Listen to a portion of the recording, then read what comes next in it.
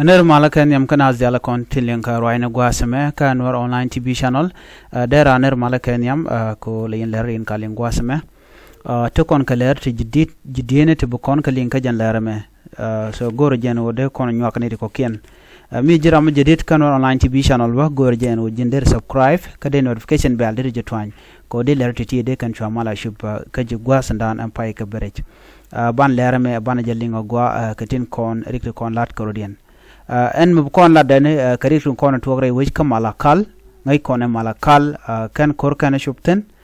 dundo shang kan wore jegen winimi ban mandan le rode ban jeling katin kon tin bajbay ti rod kan wore gorno jin bi notification bell bi jetwain ka bi subscribe kan war online TV channel ko beler bu kan chamala shupkaje leran yam ban lengwa same chala de nene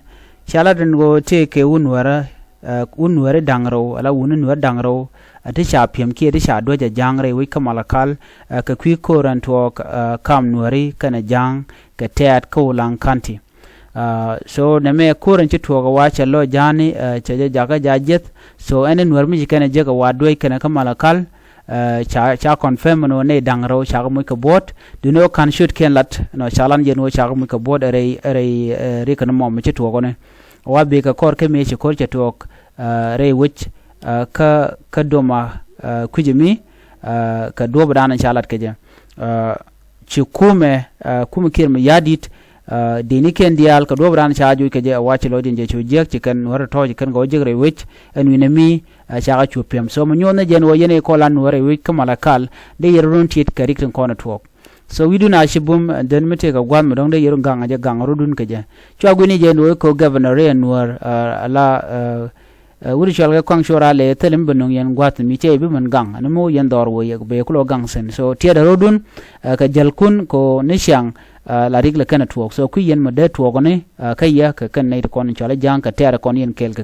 ko kan jang ati man tuok front line gwat mi lo dien je ko na ka tin shang ka joy ka jano la ka nang ko shikana ngan mane ko na te ka malakal nanga ke mane content na ne content te ka prison la ne content tin cha yen ka duer ken so nanga ka bo nan rudun ba ko yen cha bil nang ka front line lo biya lo nyin kan wore so na me kel mo da wo ka yene ko ni lenga rwani gwad me gor jen wo biya jelat mena dien roñ mi shakula na ma kulun wut kana confirm but roñ mi shalat chala do nene wuden shal ke general mabor ma yen wa sha na gare ko ren ci to ko lang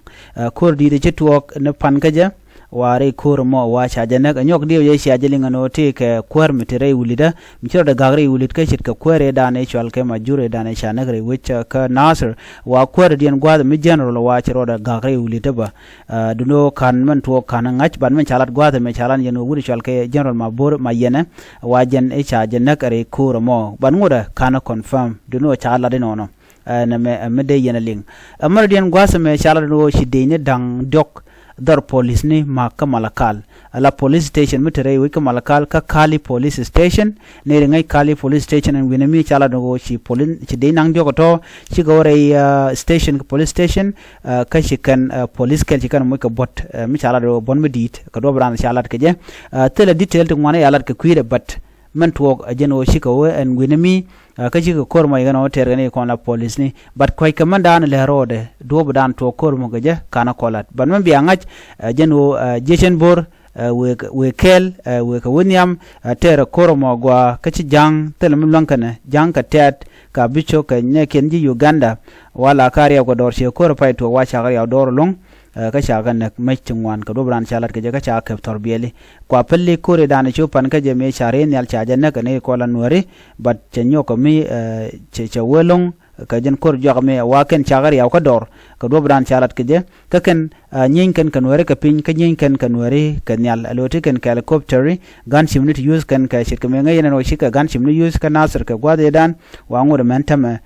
wa ngor use ken ka men kulo gwajane anwar chikan taktika dana de kin yinga je kare nyal chikana ngach sore nyal muche ben lare gani jaka ano chebele chup ani miche we yode nan bo chana cheka bujaj kami ben tiaka je no baje chumo kare ne ngwata mo jen le dana gorde nywa ye kel en bar nyo je ler den biate kamal bye bye